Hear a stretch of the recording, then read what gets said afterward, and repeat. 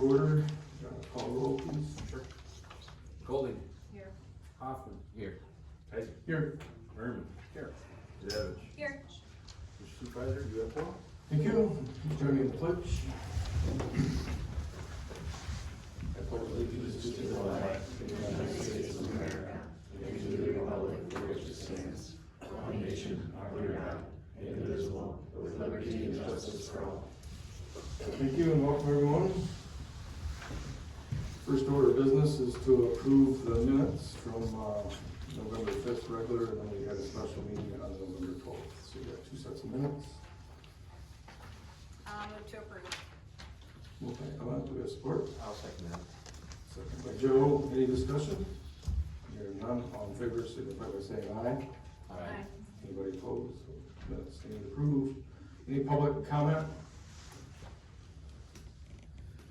I do have public comment, Denny. Nate Hall. I know most of you, and you know that over the last year I've been attending most of the meetings, and I would like a position on the planning commission, and I made it known, and I did give Denny an application today. So, just appreciate it. Thank you. Thank you. Any other public comment? Karen Dodge, and from the planning commission meeting the other night, I want to give a thank you, I guess, to all of the commissioners for the work that they do and the time put in and reviewing and all of that, but I especially do want to give a shout out to Jeff Haven and Judy Mays on the planning commission for their votes against the proposed development on Intertown Road. Mr. Haven talking about, yes, the need for housing, we hear that, we need housing, but he really looked at the size, scope, and location of this development and just said it's too big for me in this location. The density, the size, and the scope. And then Judy Mays said, I feel the same way, it's too big for the area, the size. She's comparing it to the Maple Block development that's being still constructed right now, but says that this area on Intertown is smaller, it's a little area. Something more appropriate could go in, such as condos, something that would fit the area more appropriately. And then I have to say that there was another commissioner who did vote for this proposal, praised the development team for engineering this, offsetting concerns brought up, and that it was to protect the neighbors. Well, I'm the neighbor, and I do not feel protected. There will be so many issues during construction and even after it's built, so many things that are gonna be happening. My neighborhood will be in jeopardy, and other than 2 or 3 folks on the planning commission and the board, others have let us down and are not protecting the residents in this case. Thanks. Thank you. Any other public comment? You want me to go here? You're fine. I just want to say that I oppose the Mansfield development. Most of the residents of Bear Creek who came to the planning and zoning meeting also opposed it. There were a few who were for it. Most of those people did not speak because it's difficult to get up in front of people in public. On the Bear Creek master plan, you have pictures like the beautiful ones we saw when we walked in, trying to promote the feeling of farmland and wholesome lifestyle, when in truth, you are promoting large complexes and heavy population against the wishes of residents who care enough to voice their concerns. I know every one of you. We have raised our children together, prayed at church together, and worked side by side to better our community for generations. I need to remind you that you are elected to represent the residents of Bear Creek Township, not the developers. I'm also concerned about on the planning and zoning board that there's a real estate agent who's on it. That's a concern for me. I believe there are considerations for 2026 appointments to planning and zoning. And I know there are some new applicants, and I highly suggest that you consider them. Tana Baldwin and Nate Hall have been attending meetings regularly for over a year. They are both highly qualified. Thank you. Any other public comment? Here, I'm sorry. I just want to make sure, this is the only public comment, we haven't even gotten to that on the agenda yet, is there? Yeah. So typically, when we get to planning or something that's on the agenda, go out to the public. Okay. It's kinda happening now, so if you wanna wait till planning, that's fine. I can wait, I Or just, if you I wanna didn't do it wanna now, miss that's the fine. window, so I can wait. I have some. Oh, I'm sorry. You can just stay there if you want. That's okay.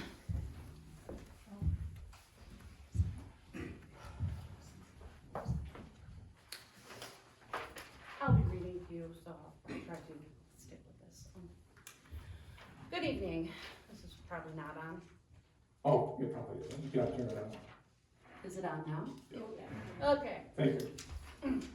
Good evening. My name is Tana Baldwin, and I'm here tonight to propose an action that would make an immediate, meaningful difference for Bear Creek Township residents who are struggling with the cost of housing. Recently, I referenced the Bowen National Research Report, the Housing Needs Assessment conducted for Emmett County. This report forms the foundation for the county's housing needs assessment, where the vast majority of the need is actually based off the measure of households who are severely cost burdened by their housing expenses, rather than an actual physical need for housing. That category is defined by spending more than half of a household income on housing. At our last meeting, the planning meeting, I talked to the township supervisor, who has been an advocate for high-density housing and who sits on a board of a nonprofit involved in recent apartment construction. He indicated he was not familiar with the report, yet it's the primary driving narrative that we need significantly more high-density development. This is where this comes from. And I think you should all familiarize yourself with this report. I believe you can get it from the county. There is, however, a far more immediate and cost-effective way for Bear Creek Township to reduce the number of severely cost-burdened households without bending over backwards for developers and destroying our community. My proposal is this. I am asking the township to adopt updated poverty tax exemption standards based on the percentage of the area median income, the AMI, so that relief aligns with the actual cost of living in our region. Specifically, I would recommend households under 60% of AMI would receive 100% property tax exemption. Households between 60 and 70% of AMI would receive a 50% exemption. And households between 70 and 80% AMI would receive a 25% exemption. The asset test would also be adjusted proportionally so families are not disqualified for owning modest necessary assets. This approach is fully compliant with Michigan law, which allows local governments to set clear income and asset standards while ensuring the Board of Review retains final authority. Why does this matter? Because property taxes significantly contribute to the housing cost burden here in Bear Creek Township. For many families, taxes are the difference between being moderately burdened and being severely cost burdened. By adjusting our poverty exemption guidelines to reflect the average median income, we could bring many households out of the severely cost burdened category identified in the Bowen report. This change would cost the township very little. It may require postponing certain luxury, non-essential upgrades, like choosing not to install oak trim in the new fire hall.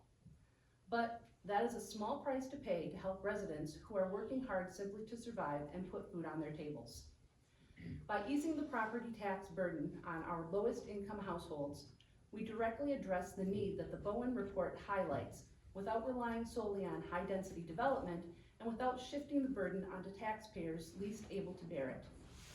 I respectfully ask the board to place an update to the township's poverty exemption standards on an upcoming agenda and to adopt AMI-based guidelines that reflect the true economic reality of Bear Creek Township families. I would also like to take this moment to renew my request to extend the sewer mandate to the 18-month maximum allowed under state law. Additionally, I would urge the township not to recommend approval of the Mansfield development recently reviewed by Bear Creek Township Planning Commission to the Emmett County Planning Commission. I would urge you to just say no. Finally, I would ask that you review my application to be appointed to the Bear Creek Township Planning Commission and just say yes. Thank you for your time. Thank you. Any other public comment? Okay, now we'll move to the approval of the agenda. The only thing I'd like to do is I have the fire hall update, and unfinished business, and then kind of the fire hall furniture and the new business. They kind of just tie together, just probably talk to about all ones, if that's okay. Anybody else? I'll make a motion, we'll approve the Okay, agenda. Second. thank you. All in favor, signify by saying aye. Aye. Anybody opposed? Okay, fire hall update,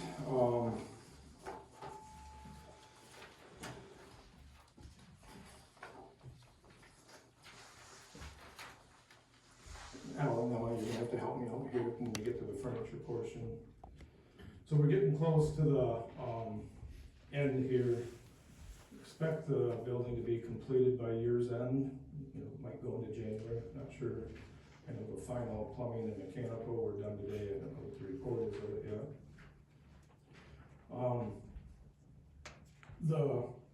We'll have to schedule a walkthrough, I don't know if you just want a couple board members to go down there, or we go down individually, we can't go as a group to do the walkthrough. We'll have to do that sometime in the next couple weeks. And then after we accept the building, we're gonna, have to, this is a week ago, the carpet's being installed today down there, or yesterday, I think they started, it was all, they were gluing and stuff, you can't really get in there. We're gonna have to get window shades or curtains, I don't know if we're gonna do like we got here. We gotta get the furniture, we want pictures on the walls, if we want plants, the kitchen utensils, we need cleaning supplies. And then shelving for the storage, I don't think any of that was included in the furniture quote. And then exercise equipment for the fire guys in the exercise room. And then tables for the boardrooms. I know we have a few here that can go down there, but we'll probably end up having to purchase some more.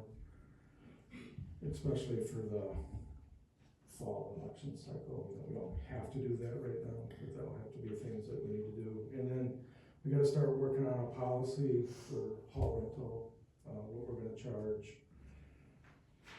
And, hopefully by about March, I'm thinking that the hall should be ready to be able to use, so that's the hope. We'll see what happens. We did get 3 quotes for, the furniture, which is the office furniture for the offices, the boardroom tables, there's boardroom chairs. There's the chairs for the general public, I think we had 60 in the quote. So maybe Emma and Al, you guys met with the representatives, you walked through, you tried to do a comparison quote. I know some of the companies didn't have the exact stuff that we wanted, some did. So I don't know if you want to talk about that at all.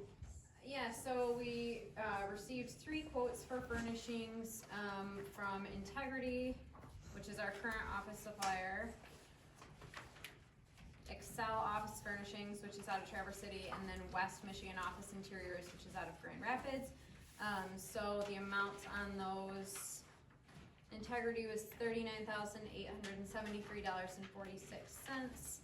Excel was $34,552.05, and West Michigan Office was $54,269.11. As Denny alluded to, Al and I did walk through and email correspondence lots back and forth with all 3 companies to get the quotes as close as we possibly could, but there are certain products that some carry and others don't. So for example, the overhead bins that go above the desks, Excel doesn't offer that, so they quoted cabinets. So if they didn't have something, they plugged in as close as they could, but that's kind of why there's some slight differences. I guess a couple things of note, Denny mentioned the 60 chairs in the tree, so we'll have 60 chairs in these quotes, and then some of these folding chairs would go out there too, so that kind of helps with that. These folding tables we have currently would go out there. Integrity was the only one who could quote custom, like board tables like this one that we're sitting at currently. The other 2, it was more of a table style, not a desk. So for the sake of having things, as similar to the office furnishings we have now, Integrity is gonna be, you know, your closest to what we have now. You know, West Michigan obviously was significantly more. Excel and Integrity were pretty close in cost, but Excel substituted a lot of items for other things that they didn't have. So based on the three, I would suggest going with Integrity.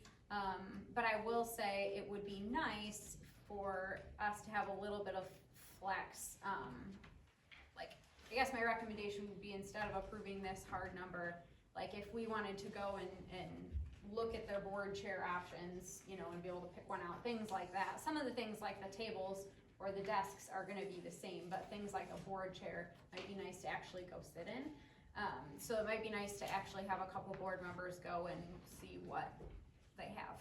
But I think Integrity is gonna be the best bang for our buck, both in cost and actually getting us products that are the highest quality and closest to what we're experiencing currently. Al, do you wanna add anything to that? No, I think the only thing I'd add is that, Integrity really did work with us on everything that we asked for, and us had several emails back and forth, and, you know, we tried to do apples to apples, but it just didn't work out, and I think if, you know, my recommendation is, you know, same thing as Emma's, we go with Integrity, but before we place any orders, we actually sit down and go through the list line item by line item, make sure it's exactly what we want, and get pictures, you know, of exactly what it is, so, you know, I mean, you can put it on paper, you can say it, but it's hard to see vision wise, so.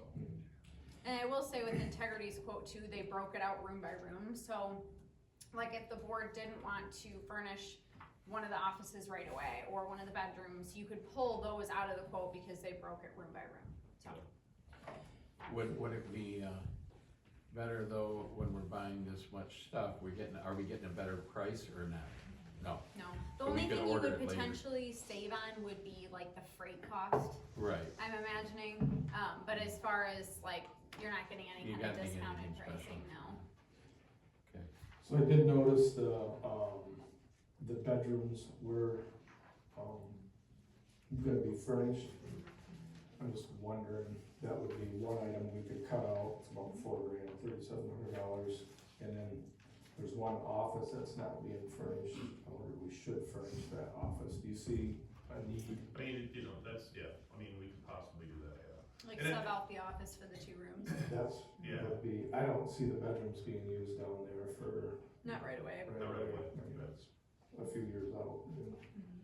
And you know, as I went through it, there was a couple items also that I noticed that we could probably cut out, that I'm like, I'm not sure why they put this in here Yeah. until we sit down with them and talk, you know, but I mean, you're $400 or $500 is, you know, I'm like, why is this in here? I don't see a need for this, you know, so. I think that extra office should definitely be equipped, because we talked about that as a township office per se, for yourself or Brian or somebody to slip into if you're down at that end of the township, or Garrett, set that office up. So you got 2 fire department offices, and that other extra office should be booted up with a computer and laptop and so forth, so you guys Which- should slide in there. That would be That's the one, right?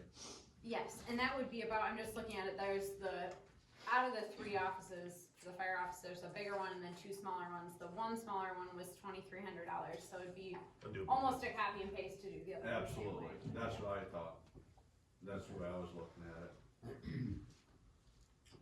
Is that would give the chief's office, a fire department office, and a building construction / assessor's office, or planning commissioner, or a trustee, or whoever wants to get on something, but township office besides your clerk's office. And I think, I'm fairly certain we upped, when we did our original budget with Ironwood, we had 100 in for furnishings, and I think we upped it to 200 if I'm remembering right. Somebody correct me if I'm wrong, but that number was obviously this is significantly less than that. That number also included like any computer equipment we needed to buy, or, so there's other things that'll go into furnishings. I don't think we're gonna get anywhere near the 200, but at least we know we have room in there, so. The recommendation is to kind of go with Integrity, but to get more of a breakdown, not a hard number. I mean, we know we're gonna be in that that pretty close to picture I that did. $39,000 Pictures. range. It sounds like the bedroom will swap out for the office, which is about the same. Pretty close. But make sure we really got everything covered, you know, we need to sit down with their salesman, and a couple of us might have to drive to Traverse City to, I assume that's where some of their samples are. I don't, do they even have a Petoskey office anymore? I don't think they do, but a lot of times, like the chairs and stuff, you know, if there's certain chairs, they'll actually bring them. They'll bring it Yep, out. yep. So, Looked like kind of the quote of the chairs similar to those in mesh. They did. they're identical to these. Those ones were identical, the board chairs they proposed were not, so that one would be one that would be I worth saw that. looking at. The Yeah. board chairs, They weren't quite as heavy. they weren't as heavy duty as these, I don't think they work. But, we wanna continue working with integrity, or what do you guys wanna do? Well, we probably, how long does it take to get this stuff? 4 to 6 weeks? 4 to 6 weeks? Well, Except- we kinda need to make sure it's correct, so we can't really vote on it. A cost, can we? We're There's gonna, not gonna have a, we wouldn't, I don't have, not I don't to think there's a exceed, hard we could do a not to exceed, I if you guess. wanna do that. Alright. Okay. What was the final cost? It was 39, something. 846. Okay, I'll make a motion that we go with integrity and not to exceed the 39, whatever that was there. Do you wanna put, because we don't know. 4. Oh, Well, I'm just thinking if we shift the quote around a little bit, like, and change the board chairs, things like that, do you wanna put a not to exceed of like 45 or something to give us a little wiggle Okay. room? let's go with 45. Just in case, I mean, I don't think it's gonna 45. be that much, but just to give us some. Okay, my motion is for not to exceed 45. Moved by Joe to go with integrity not to exceed 45,000 for furniture. Do I have support? Support. Supported by Emma. Is there any discussion? Denny. Just FYI, these chairs is 12, or 15 weeks out. Oh, the Oh. chairs are 15. That was actually in there too, Oh, is it? Okay. but I missed that. just, you know, not that it's, you know, Well, but we need 15, one by March, so. yeah. Well, and that would be one that we could get those ordered right away while we work out some of the Yeah. other stuff, you know? Sure. Motion and support. Is there any other discussion? Hearing none, all in favor, signify by saying aye. Aye. Aye. Anybody opposed? Okay. On the agenda.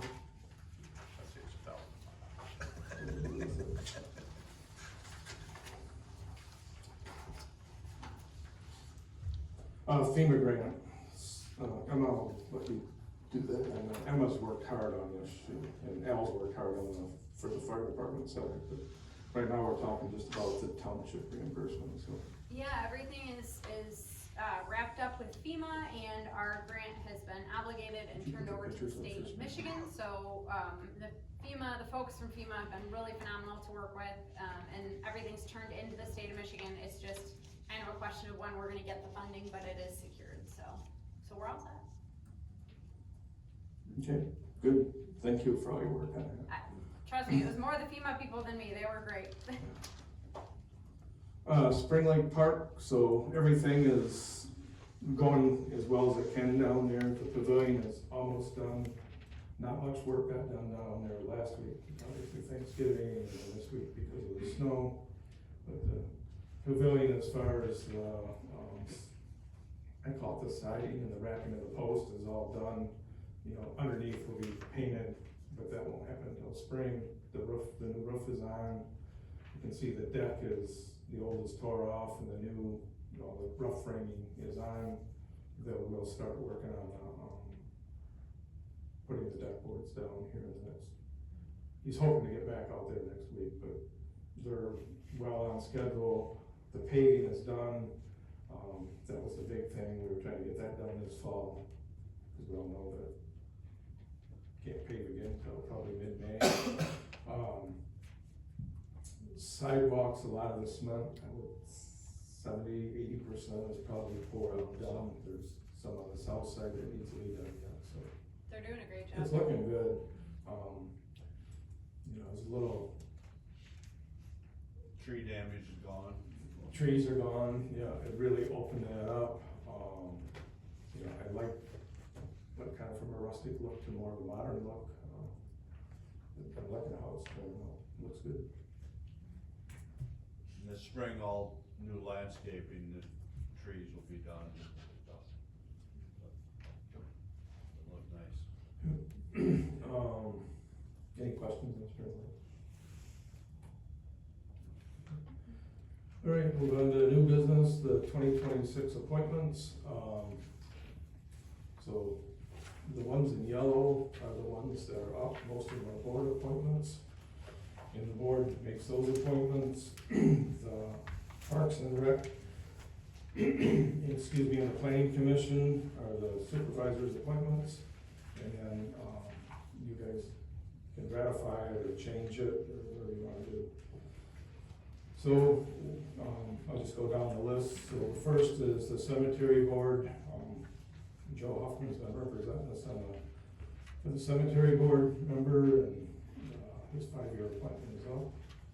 That's a board appointment. The fire board, Joe and I have been serving on that. Our appointments are up at the end of the year, that's a yearly appointment. The sewer authority, I've been representing Bear Creek at the Harbor Springs Sewer Authority, that's a board appointment.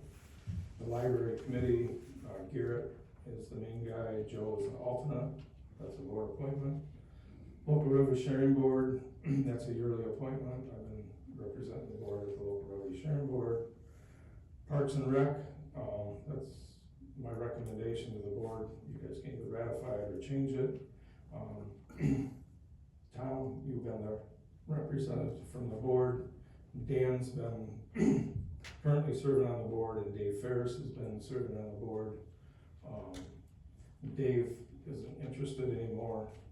We do have 2 applications for the Parks Committee, one from Jacob Butnick and the other from Ben Slocum. I talked to both of those people. Planning Commission, we have Emma's been representing us as the board. Mitch and Judy are currently on the board, been on the board, they want to continue serving. We also have 2 new applicants as today, Tom Baldwin and Nate Hall. And then,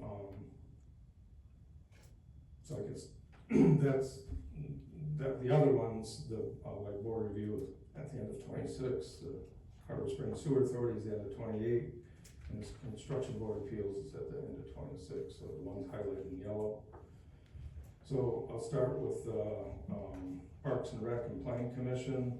For Parks and Rec, I recommend Dan Goldsmith and Ben Slocum to fill that appointment. And then for Planning Commission, I'd like to keep Mitch Brown and Judy Mays, both are willing to serve, and like to continue them to serve. Does Slocum live in the township? Yeah, they all live in the township. Okay. He lives up on Kilmore Drive. Right. He's been on numerous committees in the city. I'm good. He was there. So that's my recommendation. I don't know if I have support for it or not. I would move to ratify that. So moved and support. I'll support. Support. Oh. I thought she was making Any discussion? If not, all in favor signify by saying aye. Aye. Anybody opposed? And then for the board, does anybody, I mean, we know what they all are. Does anybody, Joe's Cemetery, Joe and I are Fire Board, I'm the Sewer Authority, Garrett and Joe are Library, I'm the Local Revenue Sharing. Tom would be for Parks and Rec, Emma would be for Planning Commission, and I would be for the authority. We don't need. So if we want to just keep it the same, we can do just a mass. Or if you want to go down individually, we can do that too. This is a board appointment, so I would it's move up to you guys. approve those as presented. Moved by Emma to keep everything the same, basically, is what you're saying. Is there support for that? No support. Support by Connie. Is there any discussion? Hearing none, all in favor, signify by saying aye. Aye. Anybody opposed? Okay. Meeting schedule, we've got, meeting schedule, you know, the Parks and Rec looked at it, the Planning Commission looked at theirs. Kind of ours being the first Wednesday of the month, I don't think we have to change any of ours. The Planning Commission, it always ends up, they're the last Wednesday of the month, so it's always at Thanksgiving, Christmas time gets changed. And normally the recreation, they're the first Monday of the month, so like your Labor Day, Labor Day, your Memorial Day. Memorial Day, and 4th of July, they usually scooch back another week. That's what's being proposed here. So we need to adopt this so we can get it posted. Somebody, motion to, adopt. I'll make a motion, we adopt the schedule as presented for the 2026 meeting schedule. Moved by Joe, we have support. Supported by Tom. You grab me a water. Any discussion? Hearing none, all in favor, signify by saying aye.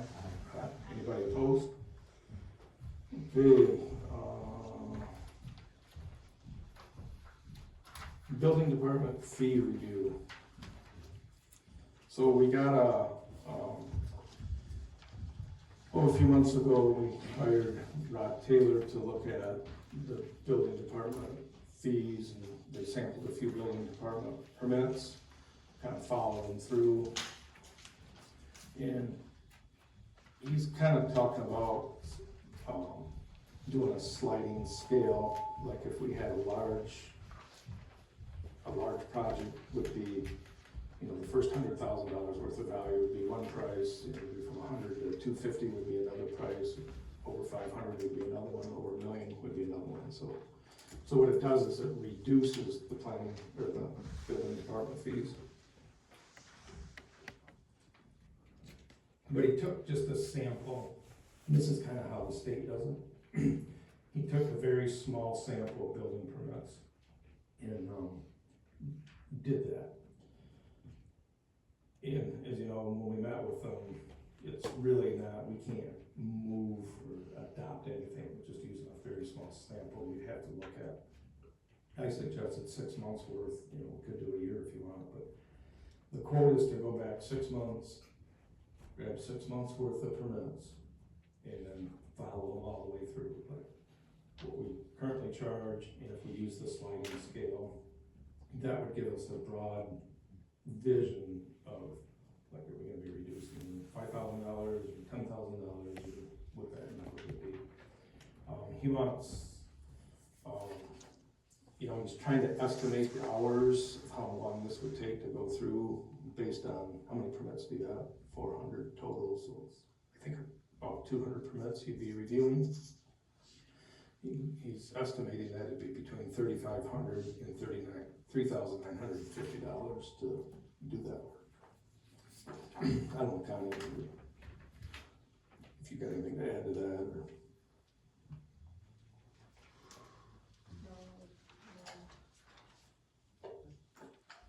I think it's a good idea, you know, listening to him, he's an extremely professional, brilliant man, and he really presented everything for us. I wish everybody in the audience could have heard him, it was a great presentation.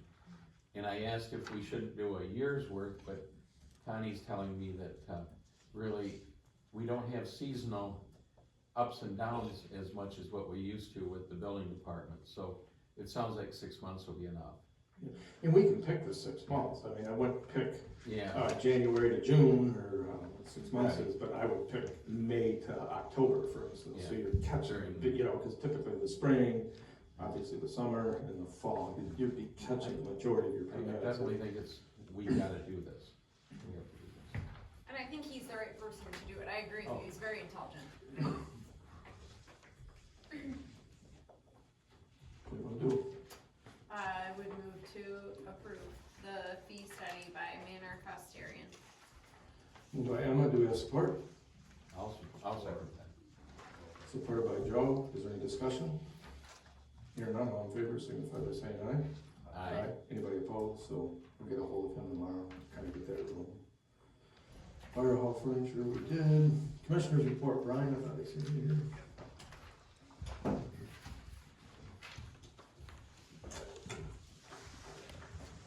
I don't have too much tonight. the end of the year, a lot of the meetings are canceled, cause there's, not too much, to talk about, this time of year. Parks and Rec meeting was canceled. We have our DPW meeting tomorrow morning, so just gotta mind Denny, cause sometimes he forgets. Airport, we met, November 25th, we heard that airline jet fuel sales, this is through October, we're up 93% for the year. We had, 4 Delta flights during the summer, and United added a flight, for the summer for the first time ever, and it really was a big hit, and that's why the fuel sales are way up. General aviation fuel sales are up 8% for the year. General low lead fuel sales are up 11%, so a lot of private people, going in and out of the airport. We had a total flight count through October of 11,205 flights, which is nearly identical to 2024. Jeff Mallory, our airport manager, says the airport makes about $2.60 a gallon, and we've sold about 1 million gallons through October. We did purchase a refurbished de-icing truck. We had one break down last year. We had to borrow one from another airport in Alpena. So we've got our old de-icing truck working. We've got a refurbished de-icing truck, and it's been put to use already. Obviously, we've been getting a lot of snow. Pelson got 16 inches, I think, just yesterday. So we did some work on the interior of the airport terminal itself. We refurbished a bunch of the stairway casings there, and that has been completed. FAA is requiring us to extend the clear zone for the runways, and we've had some public hearings on those with the Pelson residents up there, so there's gonna be some massive tree removals in the next 2 years. Next year, we're gonna be cutting trees on the airport itself. 2027, we're gonna be cutting at the end of the runways, and that's where it's gonna be a little controversial. Is that state-owned property then, or? What's that? Is that state-owned property at the end of it? No, it's gonna be a lot of private residents that could be involved. Some of it's state land. The airport, the Pelson area did get a $40+ million grant to put a water system in Pelson. And we need 51% of the residents to agree to it, and they're taking their time getting the numbers in, and so far so good. I think the polling right now is 60-40. So if the residents agree to it, then that money is gonna be used for a brand new water system up there. Everybody's well is gonna have to be taken out because of the PFAS problem. Fairgrounds, the meeting was held November 13th at the Epler EMS building. We did confirm that Travis Tritt is gonna be the headliner concert for 2026 at the fair. We did add a rodeo this year for one night. We used to always have 2 nights of monster truck. We're gonna reduce the monster truck to 1 night, but we're gonna try a rodeo. This rodeo is out of Oklahoma, so they're real cowboys. I guess 15 years ago, they tried another rodeo, and they were kind of a Michigan-based rodeo, and it didn't go over very well. But this Oklahoma rodeo has been used at a couple of fairs downstate, and it really was a big hit down there. At our last county meeting, we did discuss public transportation. It's been a sour note with a bunch of people. The county's been paying Straits Area Regional Ride a stipend anywhere from $25,000 to $60,000 a year, but they have set routes. They take US 31, they'll do a little route on 68, they actually take Mitchell out to Bill's Farm Market, just the main highways. But there's a great need for different busing options up to Cross Village, Goodhart, even Springville Township. We've got people that want rides, and there is really no options for that. So we did appoint a subcommittee. Don Mapes, Matt Kuntz, and Brett Gooding are gonna be looking at that. So probably gonna be taking over a year to look at that, decide what options there might be. So, but that's all I got. Any questions for me? Any questions, Brian? A small one. So Traverse City's doing a big upgrade. They're gonna put on another terminal, I think, right? Yeah. There's a lot of stuff going on there. Does that help us or hurt us, or does it help us? Well, it depends, cause right now, Pelson doesn't, you don't have to pay for parking for us. Right. But we are considered a smaller airport. When Traverse City, they're doubling the size of their That's what I was getting at. terminal, so they're gonna be able to add more flights there, so they're probably gonna add more airlines. So, don't know if it's gonna hurt or help, but I do think a lot of people like the smaller feel of See, the I like Houston to go Airport. to Houston Yeah, versus having to drive to Traverse City, I just hope it doesn't, but there's nothing we can do about it anyways. there's nothing we can do about that, no. Okay. Brian, on the Parks and Rec, did they do anything, or you guys moved anything on that comment I had about the overhead power out there on the campsites, the Yes, East End well, campground? Dave Boyer and Ryan, they both said that, they looked at that and they don't think it's an issue, so. I know your opinion, their opinion is, it's not gonna be an issue, so. Okay. Just thought I'd pass that along, so. I think they should have someone from GLE go out there and look at it with them, Okay, be my opinion. thank you. Yep, thanks. Anybody else? Thank you, Brian. Planning and zoning report, Emma, you probably have a report, I know there's public here, the developer is here. We're all familiar with the case, we've all heard the public comment, we've read the minutes, we heard from the developer. This has been ongoing for a few months. I think we all followed it. I say we all, I assume we all have. If not, let me know. Kind of looking for an overview from the developer, not the 100-minute one, but the short version, and also, open it back up to the public. Somebody's already spoken. If you have new information or different information, be glad to hear that. And then we'll bring it back up to board for board comments. I miss Tammy. Yeah, I know she. Good evening, everyone. Doug Hey Mansfield. Doug, would you just pick up the mic, because you're a little soft-spoken? Better? A lot better, thank you. All right. I'm Doug Mansfield. I'm president of Mansfield Land Use Consultants. We're engineers, architects, and surveyors out of Traverse City. I've been working with JB Donaldson, who's agents are here tonight, with the development of Legends at Bear Creek, which is a 240-unit multifamily proposed plan unit development at the end of Intertown and Anderson intersection on almost 21 acres. As you said, we've been through the preliminary PUD process that established the density, the heights, the general circulation, and the criteria for us moving ahead to the final. So those elements are approved. The other thing, the commitment that came out of that, which was also in the preliminary PUD, was to establish the trail from Intertown and Anderson to Lears, if the easements are suggested. So it was a contract basically at that point. Coming out of that, we went right into the final PUD design initiatives and also the final site plan, and that's what we're pursuing tonight.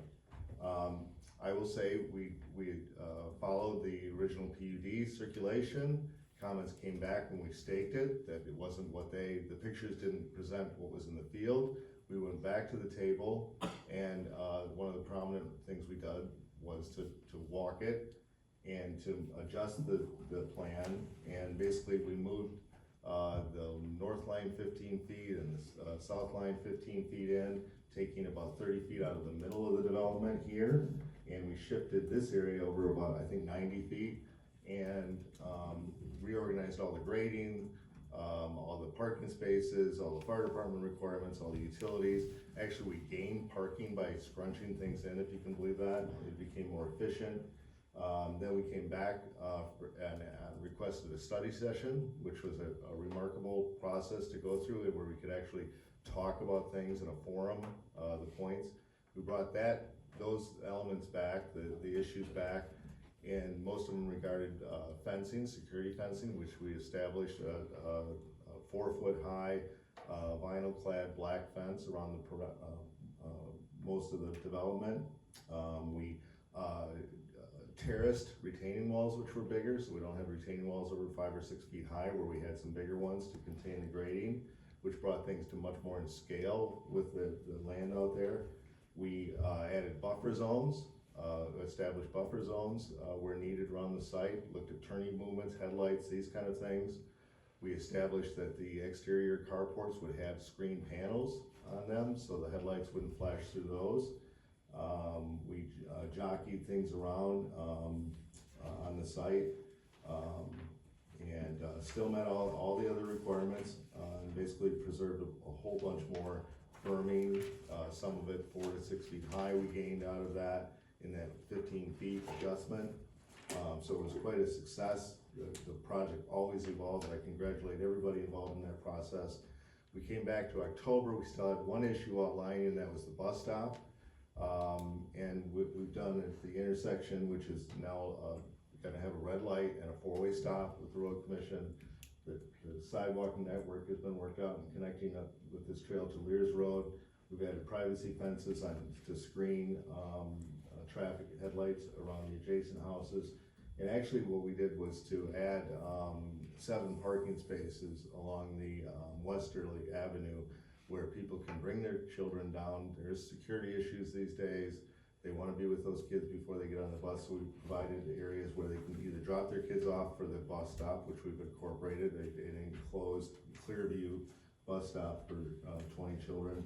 And then also, if they wanna wait for their children, we've established 7 parking spots on the western side. So we got basically the nod from the bus service at that point, and then moved into the November hearing and gained approval of the both preliminary PUD and the site plan.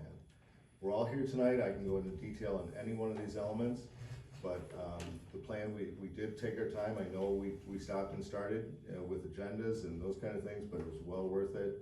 And again, we're here to answer any questions. Does anybody have any questions of Doug at this point? So, sorry, my name's Gene. Yeah, it's not quite the public comment yet. Any questions of Doug? Okay, I'll open it up to public comment. Eugene, I guess? I just wanted to ask him a question. Oh, you have to go through the board. Okay, well, I would just like to know what the medium rent is for a 1-bedroom apartment.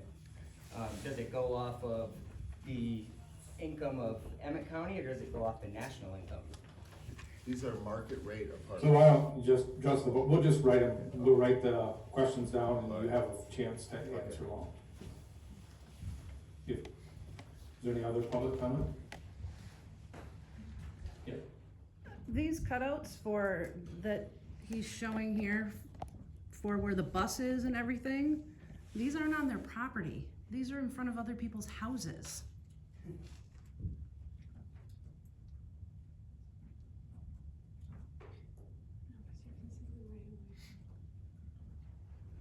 It's either, okay, well, okay. Additionally, if you look at the other, can you switch back to the full thing? This one? They have modified this since the initial thing. However, this still does not fit into the bowl that they described to both the planning commission in here and to the county. On the southeast corner, that requires the entire removal of the berm on that side, requires trees to be cut down, and still comes down into the woods and requires them to fill upward down into the woods. So this still does not fit as it was proposed. Okay. Thank you. Any other public comment? If not, we'll have to Doug. I'd like to make a statement. I apologize for being late. Oh, that's right. You guys you said it, Danny, you guys have been here, you following what's going on. We all know, I'm gonna start out and echo sentiment earlier. I appreciate you guys being here. I appreciate you listening to us all. I would really appreciate if you hear us and not just listen at us or let us talk at you. I wish you'd hear us, but I guess I can't really force that on. I will also commend and affirm what the developer said. They have made changes. It's a nice drawing. It's a nice picture. It would look great in the middle of a town or somewhere not amidst a bunch of single family homes. And there are a lot of changes. I guess I'll use the phrase lipstick on a pig though. I mean, you can do all you want to it, but you're jamming something in there that you're giving them variances on parking, variances on height, variances on density, variances on everything. Does everybody get those variances, or is it just the people who are gonna line the tax coffers? Or, I mean, how does it work? What's the criteria for it? It meets a pet project that we as board want to have fulfilled. We wanna throw some apartments up because there's some study that says we need them. I mean, I guess, call me stodgy, call me a stick in the mud. We like what we like. They've said it. The secret's out about Northern Michigan, and we want to come. People want to come here. They've said it over and over. That's why they have to build these apartments. People don't want apartments. That's what they're leaving behind. They're leaving that behind. I drive to Traverse City all the time for my work.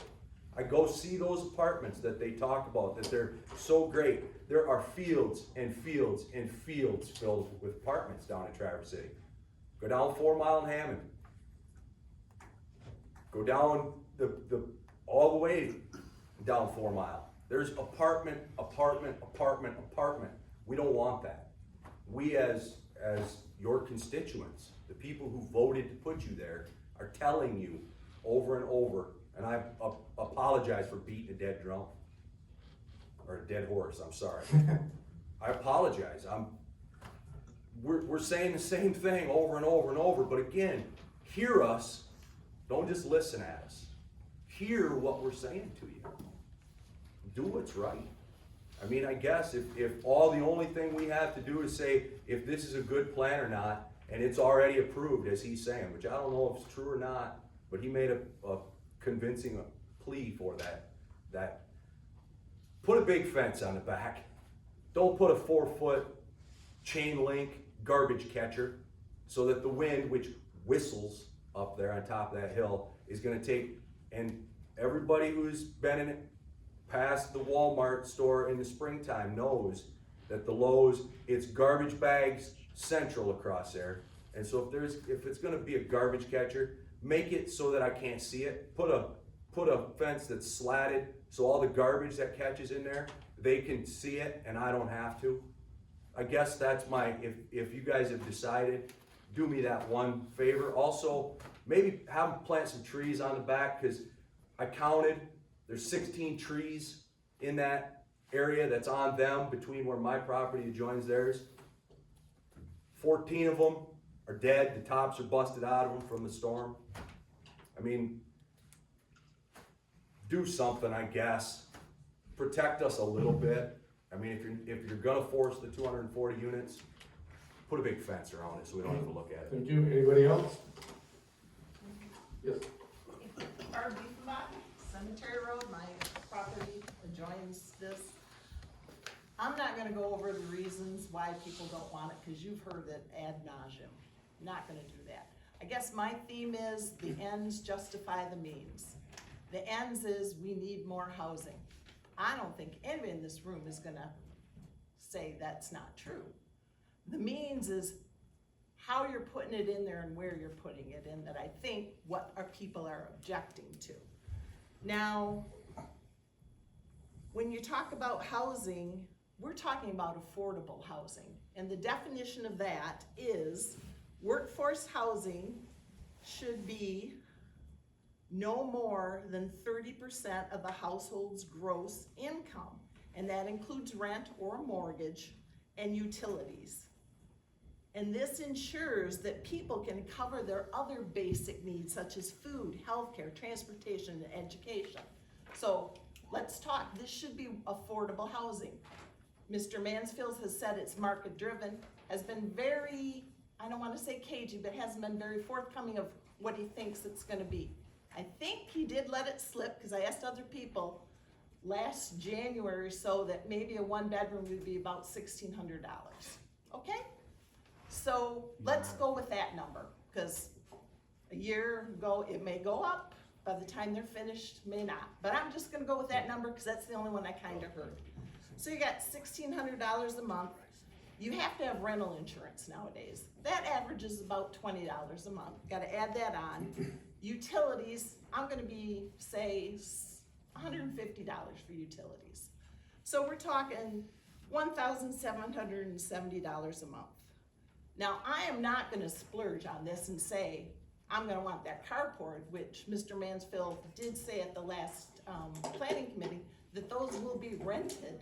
So it's an additional cost. I'm not gonna throw that in there. I'm not gonna throw in the non-refundable pet registration that you have to pay. And from what I'm looking online, it's about $350 that you have to put in. And then for each pet, it's $40 a month for each pet. But I'm gonna say, I'm not gonna throw those numbers in there. So I'm just gonna say basic. So yearly rent's gonna be about $21,240. Now, 30% of my gross income to pay that, I'm gonna have to say, I have to make over $70,000 a year to have a 1-bedroom apartment. And if you go 2,080 hours a year for a full-time person, I have to make over $34 an hour to live in a 1-bedroom apartment. Okay, my husband and I are seniors, retired. We get Social Security and pension. We're old enough, we get pensions. We could not afford that 30% at a 30% of our household income. We could not afford that. We couldn't afford to have our 2 cats, because that's an extra $80 a month. We couldn't have our adult children from downstate come up and visit us with their families, because we'd only have 1 bedroom. I couldn't have my family and friends from downstate to come up and visit us, because I only got 1 bedroom now that I can't even afford. I couldn't comfortably, these are 3-story ones, comfortably that 2nd and 3rd story for a senior is gonna be hard to live, to walk there. So I'm really concerned, who are these apartments for when we know there's affordable housing that is really wanted? We've heard it from people in the housing commissions, from small business employers saying it's hard to hire people. These aren't those apartments. They don't fit here, as you've heard. I know my neighbors. I like most of my neighbors. I will never know these people. I won't know 500 people there. I will not share my produce like I do with my neighbors. They won't give me jars of jam.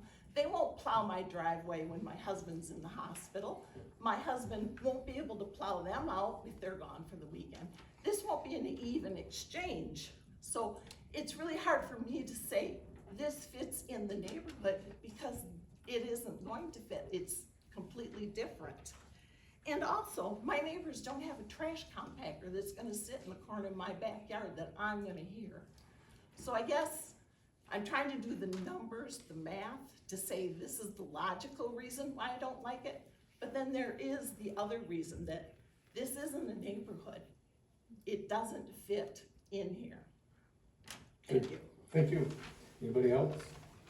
I just have one more thing to say. I mean, instead of apartment buildings, why can't we look into other affordable housing, like duplexes, triplexes? I mean, 6 to 12 unit buildings spread out throughout, not just one spot to where it blocks everybody. I mean, there's better options than just one huge building.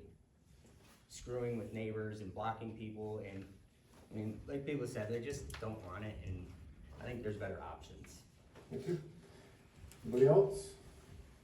Ben? Ben Brower, Atkins Road.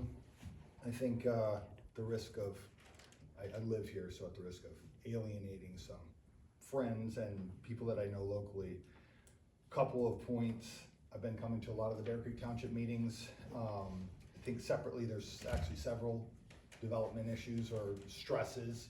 Tonight, obviously, the focus is residential, and people have referenced to the independent reports, but in the master plan meetings, we've also talked a lot about commercial and business space.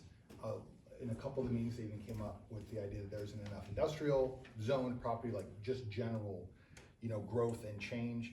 And the reality is that probably there needs to be more change, not less, in order to address all the different pain points.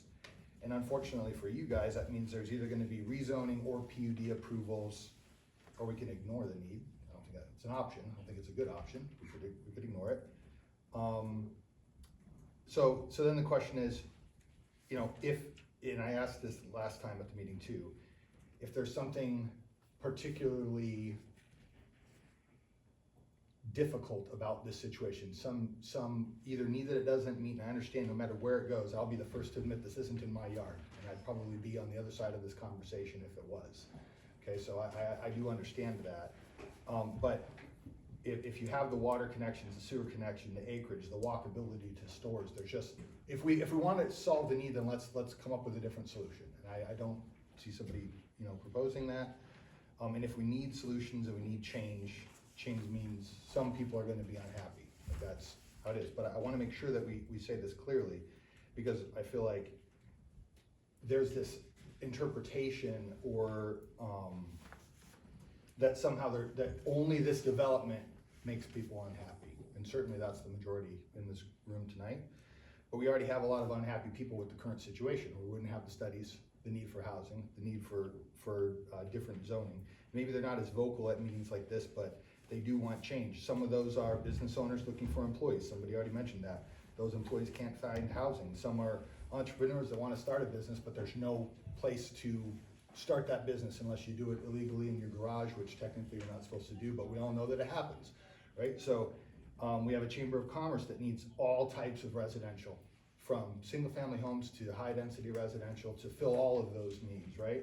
And all of those groups and others, they need change to property zoning types and uses in order to accommodate. So I think it's just important to make that point, because this approval isn't only for the developers, that's the way it's been characterized tonight. It is for a lot of other groups of people who maybe aren't here as vocal, maybe don't have as much directly to gain, arguably, as the developer. The other thing that I think is important to clarify is some people have indicated that there may no longer be a need, or maybe as much of a need, in the greater Petoskey area for housing. But I read it, probably many of you read the article, they just opened the first 12 apartments or 24 apartments at Maple Block, and the day they opened, the waiting list is over 500. Okay, so I don't know how to reconcile that with we no longer need it, or it's unaffordable. There's 500 people waiting for one of those to open, apparently can afford it. So I'm not going to get into the weeds on AMI and all the rest of it, but there is a desperate need. Lofts at Lumber Square is over 250 on the waiting list. So I don't think that we've addressed the need that's out there. And I think that the waiting list would also indicate their affordability. So anyway, I said it before at the Planning Commission meeting, but given all this and the lack of better options, I'd be in favor of this as it's proposed. Thank you. Anybody else? If not, Doug, I don't know if you wanted to, oh, did you have something? Yes, I do. Rhonda Green, 2751 Howard Road. My property is not connected to this. I'm another block over, but obviously it's impacted the people who live next to this are impacted, and they think it's going to be negatively. So when you send out notices that something's going in, we want your opinion on what you think of this. And so far, everybody says it's negative. So you need to take that into consideration, that it's you know, they don't want it in their backyard, okay? That it's that big. And, you know, the secret's out, we're moving up here, but how long are you gonna stay? You know, how long are you gonna be able to afford to stay there for how much it is? And who's gonna live there? I have a friend who lives in the Bear Creek apartments, and they have to find another place to live. They're seniors, and they have a 2-bedroom apartment, and they're paying $1,700, and they can't afford it, and they're moving out. And they said, on an average of 12 apartments a month, people move out, and new ones move in, 12 a month. So it's not, maybe that there's not apartments available, there's not affordable apartments available. And so when 12 people a month are moving out and in, they live there and they struggle through for a year, because that's probably how long their lease is, then that's what happens. So it's a more of a negative impact, it's different housing, it needs to be looked at. Okay. So take into consideration the people that are gonna have to live next to it. Thank you. Anybody else? Go back. Doug, I don't know if you can address the board, please, anything that you wanna respond to. Well, I don't wanna get into philosophies and these kind of things. I do wanna say, as far as the bus stop and the improvements there, that's all in the road commission's Yeah, dedicated. can you use the sorry. mic, please? Yep. As far as the bus improvements, that's all in the road commission's road right of way. We're not intruding on anybody else's turning movements or anything else. And all the improvements are actually within our property. Right now, as we propose this, we are not seeking any subsidies or any financial help, so that's what market rate means, okay, to me. As far as the hearing us, I know the new landscape plan has, I counted at least 12 trees within that first 100 feet of the southwest corner. Again, part of the landscape plan was to lend 50 more trees wherever the zoning administrator feels they're needed for screening.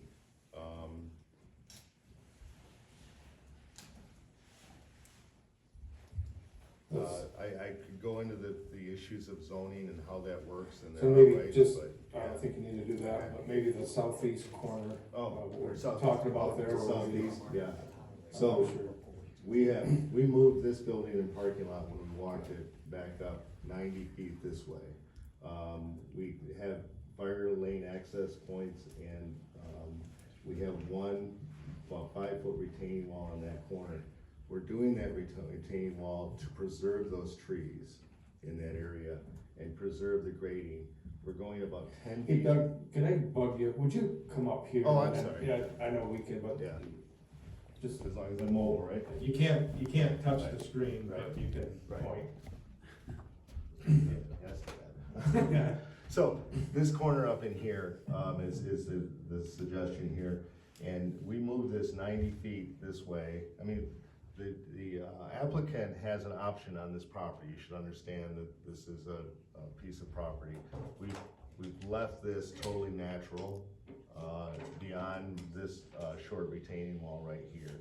We're building a retaining wall here to preserve all the trees in this corridor. And right now, we're clearing about 15 feet beyond those carports, which would be probably standard clearing anyhow. So we really limited the impact on that. And the rest of this well maintained as open space here. And we're not seeking, another thing is we're not seeking is a curb cut onto the highway. So then that should be applauded. So in most planning instances, so. Okay, I think you answered The ones I covered, that I yeah, had. okay? Thank you. Thank you. We'll bring it back up to the board. I'll step out for a moment. So Denny, the bus stop along there. Oh. So the bus stop along there, that is, in the road right away, but it's in front of their property right there, or not? You can ask them. Is that, yeah, can you bring, So okay. I learned a lot about, I've been doing this for 40 years. I learned a lot about the power of this busing industry. They have their own set of specifications and their own anonymity. Right. Security, safety is their biggest issue. They have a routing plan. And so, the intent is this will be a red light, 4-stop intersection now. We are gonna add the turning lane here that you'll pull off and this bus will park here. Right. And will be installing a curb about 15 feet inside the westerly of our property line. The road commission can do that, okay? What we can't do is have this line, this curve, the start of this curve, the point of curvature cannot go beyond our property line. Right. But we are inside that. Okay. The bus That's what I was shelter, wondering the about. sidewalk, all the other movements, that's all inside our property. Okay, all right. So the blue bus stop is the bus itself. The bus itself, So the, that's the like yellow, the in front of yellow. anybody's house that Is pulls where off to the they're- road and right. it stops. That's all I wanted. That's where it stops.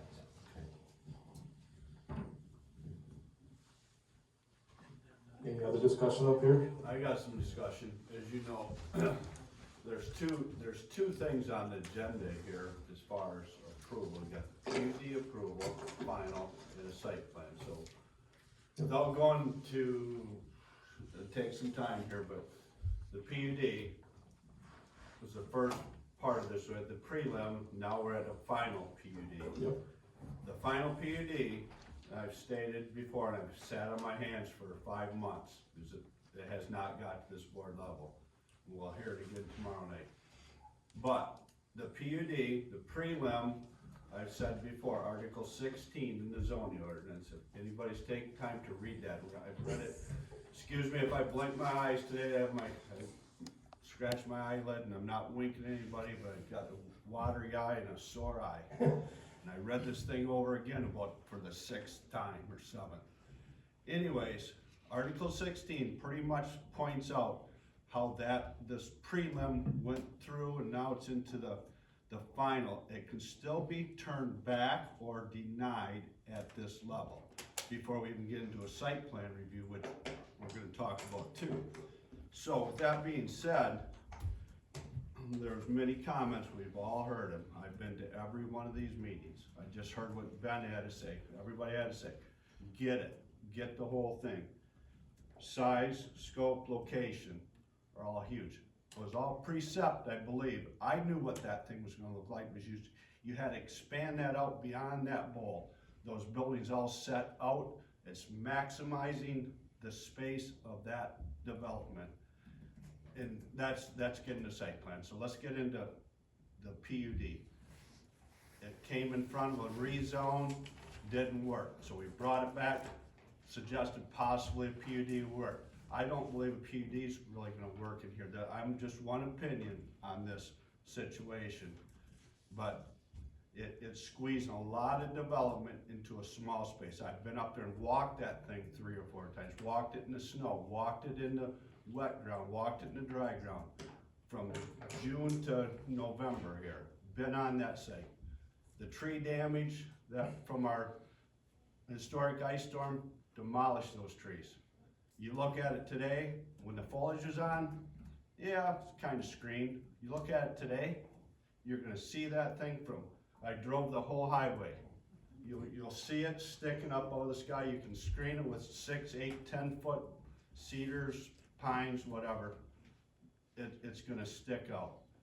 I guess this part of the PUD process, before I get a site plan, the traffic flow in and out of that place, that was also a big concern I have. On Intertown Road, the traffic's gonna come out of there, say there's 240 units, so let's just put 300 cars, 350 cars, probably gonna be more.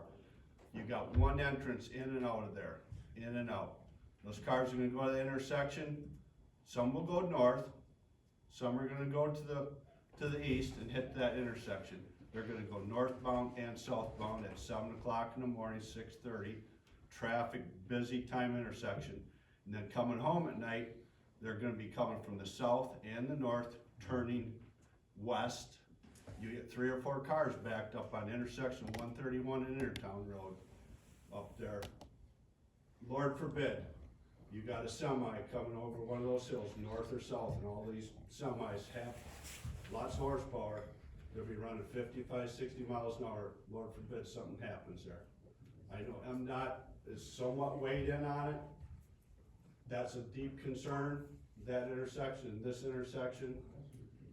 And then I guess we can get into some site plan review now, some things I had to say. The flow in that site plan, go back to site plan, Garrett. The internal flow in there, where does the flow in and out of that go? Right out one intersection. What do you have there? A playground and a pool, pickleball court, and a clubhouse. Where do you suppose kids are gonna be in July and August at 3 o'clock in the afternoon? They're gonna be right there back and forth across the intersection. There again, Lord forbid, a car coming up there, 240 cars, maybe 300 cars, you got a driver not paying attention, one of those little tots will run across, or someone else, or a car backing out there, it's gonna be a bad scene. The whole site plan, the flow of that does not work. I think it should go back to the drawing board and reconsider where that's going. I've been on the fire department, I picked a 5-year-old boy up off the ground and had to load him, and he didn't make it. It's not gonna be a pretty scene at that site. So, with that being said, I guess you probably know where I'm going with this. I'm gonna deny my vote on the PUD and site plan approval. So that's what I gotta say tonight. You'll hear more tomorrow night. That's where I'm at. Joe, you got anything? And one last thing. On solutions, Ben brought up, and I'm not on both sides here. Solutions, let's think outside the box, but this is something else too. City of Petoskey, 18 to 20 acres of ground, industrial ground. You guys went in there, changed some of that ground, there's more there. There's Kmart old building sitting there vacant. You got sewer, water, electricity, and gas sitting there. I don't know how the city rules work, whatever. That's a perfect spot to put 200 or 300 apartments. Take that building down or build off of it, you got the parking already there. That's just thinking outside the box. I used to go to seminars when I worked. They think outside the box how to do electrical work or whatever we did. That's just kind of thinking outside the box. So maybe I'm off key, my eyes water, I'm not crying, it's just, it hurts. But I have tons of notes here and probably taken up enough time, and that's my thought on it. I do not like the flow of this. It doesn't fit. We're compacting so much into that. You look at an aerial across the street of Bear Meadows or Bear Creek Meadows, it's laid out. That's there again, another place that flows, this clubhouse, and that's to the north side. The main flow goes east and west out of that development. That was all consent judgment. I sat on this board when all that went through, and that's what we ended up with there. I could go into that detail, but we don't need to go there either. But that flows out of there, and the clubhouse pool area is separate, somewhat. So I've heard both sides of the story here, and that's my thought on it. And if I'm not a lawyer, but if reading Article 16 in this zoning ordinance, Summit County zoning ordinance, PUD approval, prelim, that doesn't, maybe I'm reading it wrong, but I think I've read it, like say 6 or 8 times, does not have to be approved. It can still be denied at this level. So that's where I'm at. Thank you. Joe, you got anything? I've told many in the audience this, unless I can find something, and it was the last meeting too, unless I can find something that is definitely wrong, that the planning commission missed, or I don't totally disagree with, I have to support the planning commission on their due diligence and what their recommendation is. So I guess we could debate the cost of rent. I know when I put the New Housing Coalition, when they were at our meeting, they were talking under $1,000 would be affordable for this area, Emmett County. That's just a pipe dream. I don't know how we can get down to that, but that's probably about what some people can afford. I don't think we're gonna be able to solve it tonight. I don't know what the applicant's gonna charge, and we really can't control that. So I'm gonna have to support the planning commission. Okay. I feel the same way. The planning commission did their due diligence, and I support the planning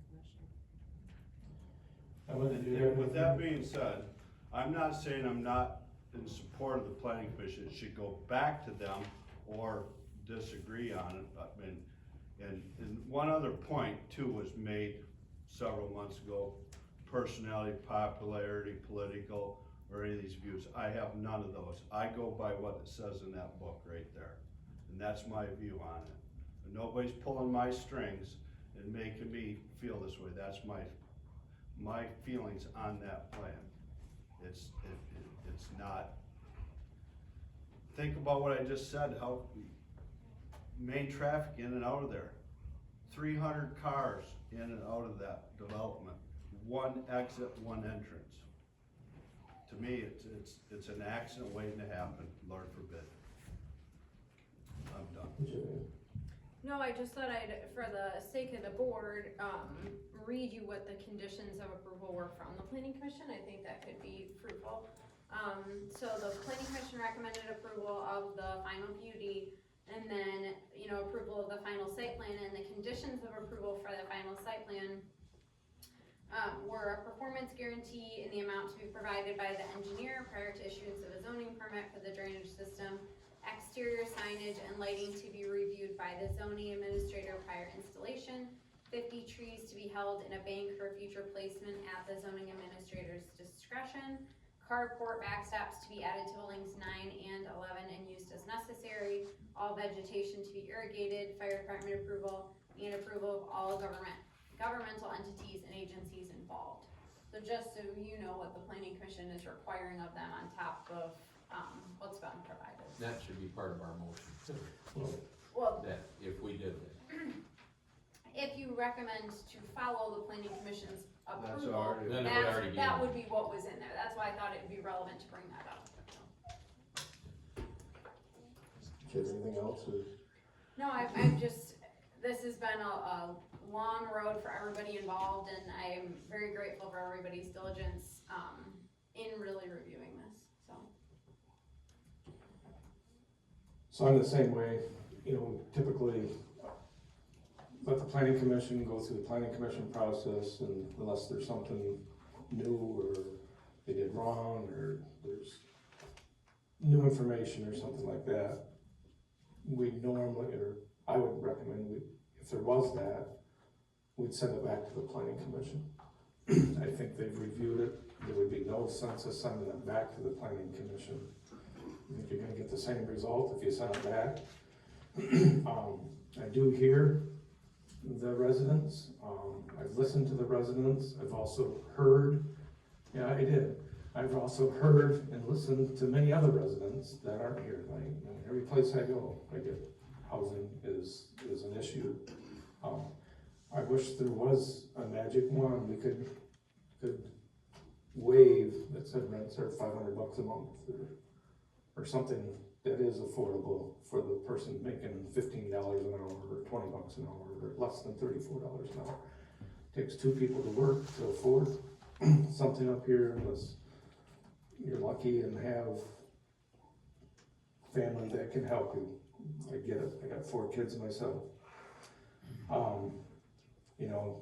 Tom brings up a point, the county can look at it tomorrow night. If they wanna open up a second entrance off to 131, that would, I don't know what the solution would be. There's one entrance on this. We went through that whole scenario with the planning commission and listened to the residents. They don't want a 131 connection. I think they did do their due diligence. I think Article 16 has been followed. I'm ready to take the planning commission's recommendation. And you're okay with violating the Bear Creek Township master plan without need? So the master plan is in Article 16. It's the Emmett County master plan. It's not the Bear Creek master plan. Then why do you pay for one here? I wish Emmett County would have adopted what Bear Creek did, but they did not do that. And you can go down and ask the Emmett County planning commissioners why they didn't. They changed quite a bit of what Bear Creek does. I'm hoping this time around they won't do that. I can't control what happens down there. But shouldn't you? I do. I do not like what they changed. I don't like that. But that's shouldn't what you changed. follow the Bear Creek Township master We plan gotta that follow you paid articles. for? We're under Emmett County zoning, and we gotta follow Article 16. But your responsibility is to the township. Yeah. Your responsibility is the township and the township master plan that we all had to pay for the township. Yeah. So, we're up to the board discussion here. So, somebody wanna make a motion, or is there any more? We'll go back around the board if we want more. If anybody else has got anything new to say or wants to add. And I did have that on my notes. I truly believe our master plan, I understand all that when it was originally to advertise as under Bear Creek's master plan, but a month later it got put under the county master plan, if you remember all that. I followed all that. I got that much, twice as much stuff saved at home of this whole plan. So I know what you said, but I think Emmett County's master plan oversees, but each township that sits underneath that, their plan, their master plan should override that. That's my thought on it, because that's where our master plan, residents. I wish that would've got adopted down there like that. What's that? I wish that would've got adopted, but I can tell you, we'd be having the same conversation whether it's medium or high. Because that property would be developed under medium, and the neighbors would be just as upset. No, we wouldn't. We would not be just as upset. Okay, all right, It's up to this discussion. it's up here right now. This discussion, I would disagree with that. That's just my That's fine. thought on it. That's fine. But we got, there's lots of different, Well, this is a two-step process. The county's gonna get it the first time tomorrow, not my first so rodeo. they can have that discussion tomorrow night. I agree. Any other discussion? Somebody wanna make a motion? Why don't you speak up so we can hear you? I'll make a motion that we approve what the planning commission, go with the planning commission approval. Motion that we, take the planning commission's recommendation with the conditions. I'll second that. Move, seconded by Joe. Is there any other discussion? Why don't you call the roll? Sure. Hoffman, Yes. Kaiser, Yes. Erman, No. Radovich, Yes. Golden. Yes. Okay, motion passed, so you'll be at the county tomorrow night. Thank you very much for all your time. Thank you very much. Can I just tell you what Article 16 says? No, we're not, you can come back to public It says comment. what the county said, not the township. That's what the master. You're out of order, sir. I don't care.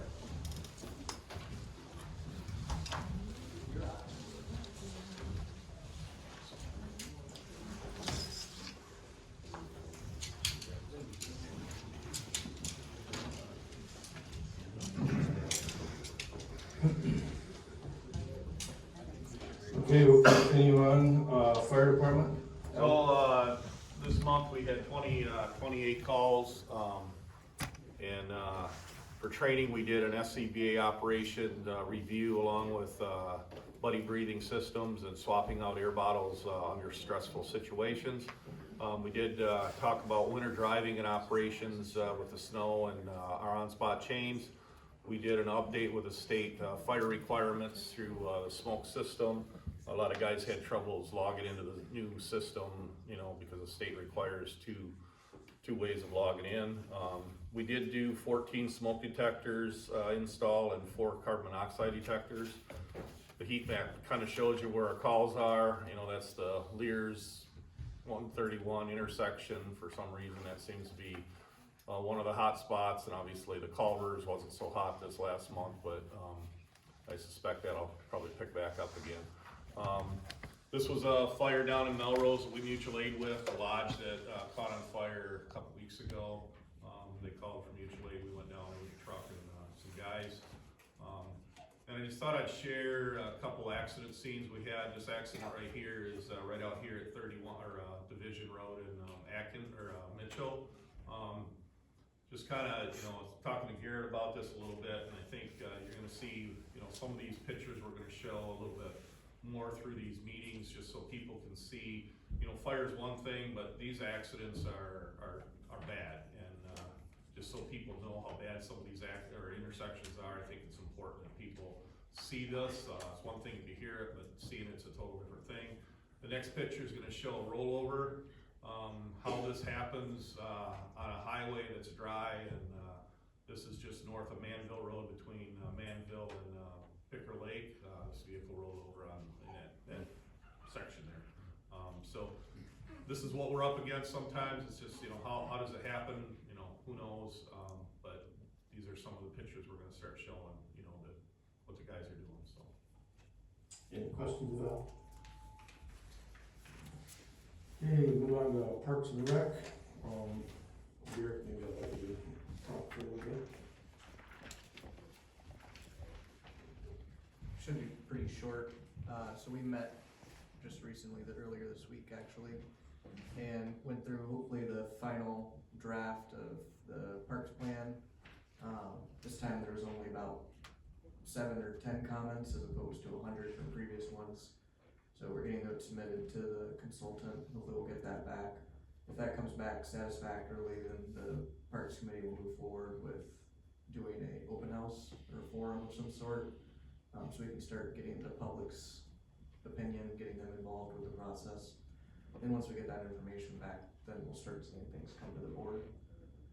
No update on Jones Landing. It's just been winterized. There'll probably be no update. Nothing new on the stone. Yeah, we got the stone. I know you got the stone. Yeah, if you're following along, Joe donated a stone. Thank you to him for that, for a plaque to commemorate Jack Jones. So I've got a quote for the plaque, basically. The Parks Committee members are all gonna pay for the plaque. It's not gonna be the township. I'll pitch it. Thank you. Spring Lake Park, outside of the obvious renovations, there's nothing too much to report. The invasive species that we did with the Watershed Council, I did get in touch with them, or they got in touch with me, and they said that they're just wrapping things up. We should have something before the end of the year. So hopefully you guys will see that in January. Nothing really over at the Tanton property on Atkins. Gosling, if you recall, you guys approved to do the engineering for parking lot there. They've got that. They haven't gone out and surveyed yet. I understand they're really backed up. They're really busy. The snow on the ground and everything. Nothing's gonna happen in the next couple months anyways, but I'll keep you updated when something does happen. DNR site, nothing's happened with there yet. I talked to the guy that's in charge of doing the equal delineation. He's just working through things. He's covering 3 counties. One person's out on maternity leave and another person stuck away from Eagle. So he's doing the work of 3 people right now. Cut him a little bit of slack. Just get it to us when you can. And then our next meeting is gonna be Monday, January 5th. Does anybody have any questions? Yeah, I had one. So we had talked about it at the board level, possibly some kind of a leaf and brush type thing. And I've been thinking it over. The only place we got is down on Cliff, by across from our township, hall. It's not the greatest site because it's kind of wet, but sometime we're gonna ask the planning commission if you could put that on your agenda, just to talk to them. We're gonna let them kind of handle some of that. Yep, so we did talk about it. You did again. talk about it? Yep. Okay. And the consensus is that let's put it on the 5-year plan to review. Okay. It's not necessarily absolutely 100% gonna happen, but let's take a look at it as part of our 5-year process and what would it actually look like. Like I said, I don't know if, that's about the only site I can think of that even could do it. Speaking of that, what if we, per se, this is just an option, lease a piece of ground from the Flynn's in there and continue it right there, and then have someone come in and grind and take care of it? Just a thought too, rather than, as you stated, it's wet ground, there's a very limited piece there. I've been thinking about this also. We could lease, I don't know, it's just a thought. Danny, I have just kind of thought about maybe get with Mike Flynn and see if he would lease a small portion for, 6 months or a year or whatever we might have to do. Yeah, that's a good idea. We can definitely explore options. That kind of screen back there and out of the way, and just a thought. Thank you. Just another out of the box. Yeah, absolutely. Any other questions? That's it. Okay.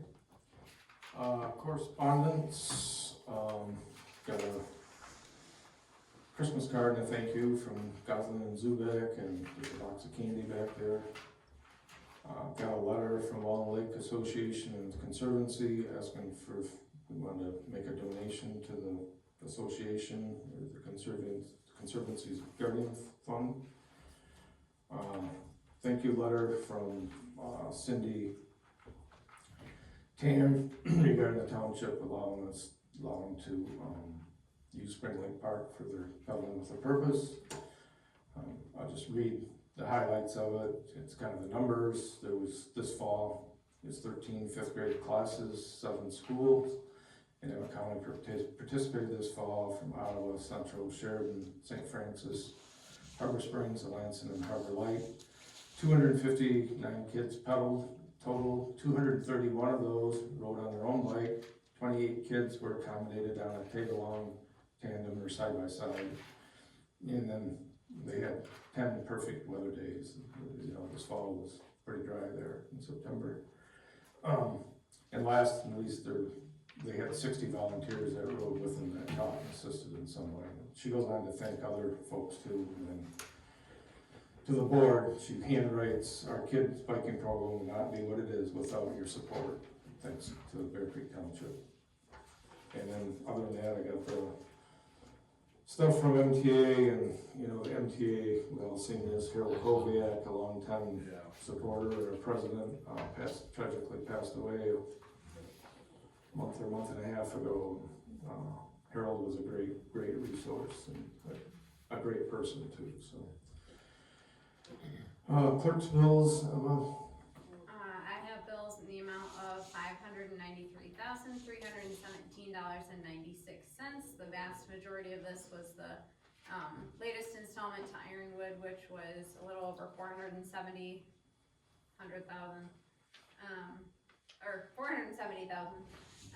So, you know, if you take that out, it's pretty much our normal bills. Did anybody have any questions on those? I know Joe and Tommy, they review. If not, I would move to approve the bills. Moved by Emma, do we have support? I'll second that. Second by Joe. Any discussion? Hearing none, all in favor, signify by saying aye. Aye. Anybody opposed? Treasurer's report, same comment. I handed out the treasurer's report as of 11/30/25. The tax bills were mailed out, so they should be, most people should have gotten theirs. And the building department report as of November 30th, 2025. Everybody got the report? Is any questions on it? Hearing none, somebody wanna make a motion to accept the treasurer's report? So moved. Moved by Emma, do we have support? Support by Tom, any discussion? Hearing none, all in favor, signify by saying aye. Aye. Anybody opposed? Sewer bills, we have bills in the amount of $79,759.24. All the bills are pretty much your normal operating bills to City of Petoskey, the Harbor Springs Sewer Authority, if you have the largest expenditures. I make a motion that we pay this regular sewer bills of $79,959.24. You have support? I'll second that. Second by Joe, any discussion? Hearing none, all in favor, signify by saying aye. Aye. Anybody opposed? And then the bond, there's the sewer bond, the bill, one bill of $2,375. That's the only bill on that. That's kind of winding down. Make a motion that we pay that bill. I'll second it. Moved by myself, second by Joe, any discussion? Hearing none, all in favor, signify by saying aye. Aye. Anybody opposed? And then, Walmart lift station has been completed, that was done, this last month, probably been up and running now for a couple of weeks, that kind of completes that circuit. It still needs to be, rehabbed, we're able to get somebody in there this time of year, probably do that in the spring. That's where they put that, spray that ready rock, the Walmart one. That's all. But that's done, all the pumps working good, Good. that kind of takes care of the new Munson expansion. And then we have one RU on our side for a pergola. It's a partial RU 0.23, bring these in front of the board. We only have one this week, but need approval to, need a motion to approve the RU connection. So moved. Moved by Emma, do we have support? Support by Connie, any discussion? Hearing none, all in favor, signify by saying aye. Aye. Aye. Anybody opposed? Back to public comment.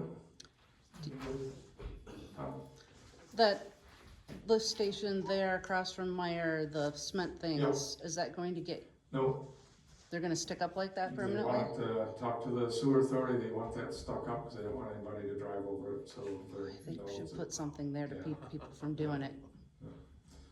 So they plow it, they maintain it, but, you know, that's, I did bring that up to them. Okay. Thank you. Any other public comment? Going back to the development then, is the Anderson well being developed, you know, not because of this, not for this, but it's needed to obviously bring water to the development. So that Anderson well will be set up in operation. Is that I correct? don't know that. You don't know that, okay.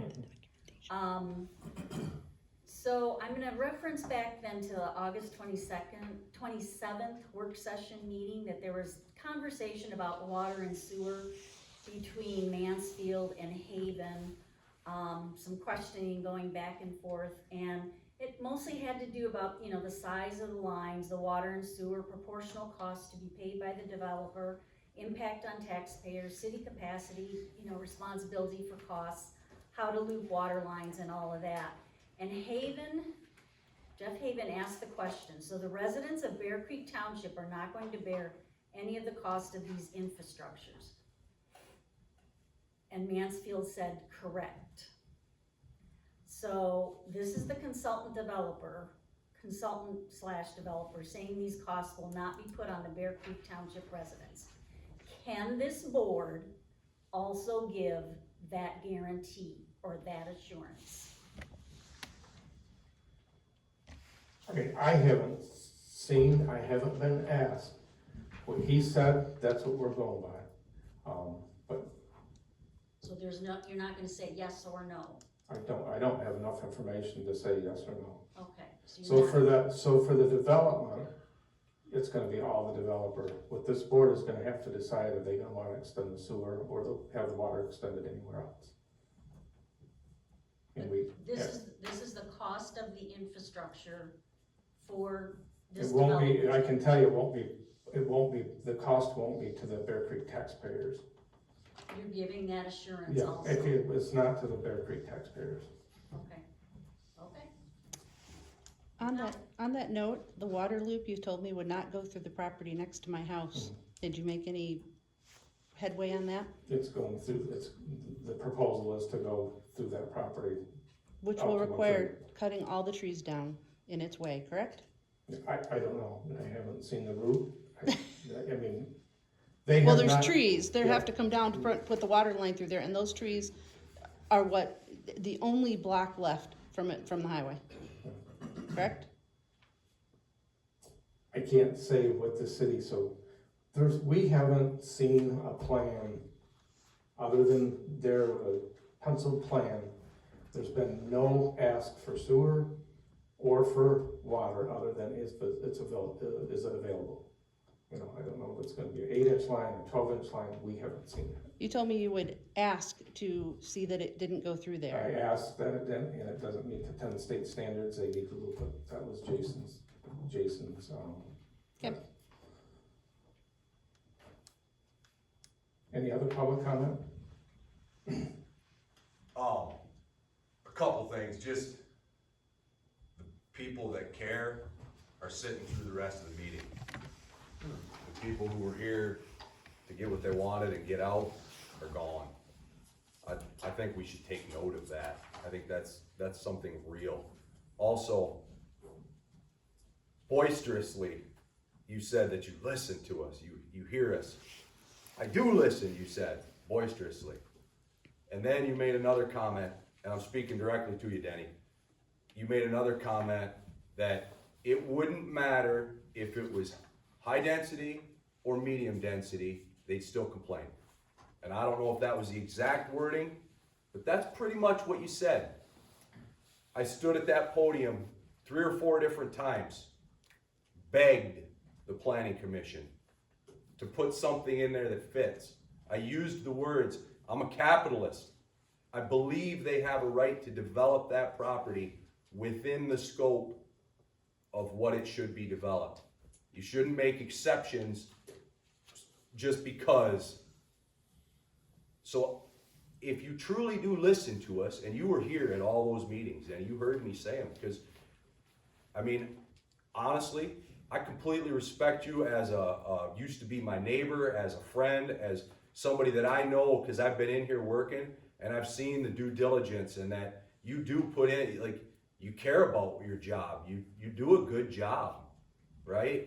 I know you do. I've seen it firsthand. I've worked with you. I know you do. But that's the kind of thing that makes us think, as we stand out here, that you don't really listen to us. And so I hope that I'm not being like a jerk to say that to you. I'm saying that to you because I respect you. And I think that that's a respectful comment to make, that's why we feel this way. When what we feel are very rational asks, develop it. I bought the property behind it with that knowing. I told my wife from the start, there's gonna be condos, there's gonna be a housing development, something behind us.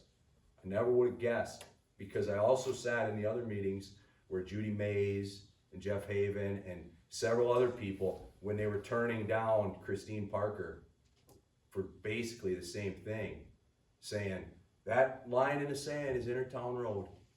And I heard it many, many times. And so for it to come back, that's why we feel like you guys don't listen to us. And I don't mean that like mean or nasty. I mean that as like constructive criticism, I guess. That's fine.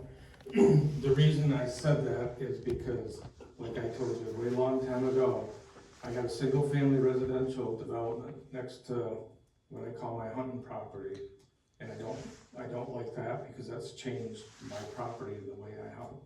And it's gonna, whether it's medium or high, that's gonna change out there. That's what I was referring to. So that's why I said. But that single family development is not 240 units next to your property. And that's what I'm saying. That's what we're looking for. And it's not where you live. I have to comment on that because hunting season just finished. Hunting season is what, a couple of weeks that you are put out or inconvenienced for hunting? We're gonna have to sit and be next to this for 365 days a year. The comparison to your hunting property is actually really insulting. Yes, that's why I had to say that. I said my feelings, you guys said your feelings, and I hear you. So, any other public comment? All right, hearing none, the meeting be adjourned.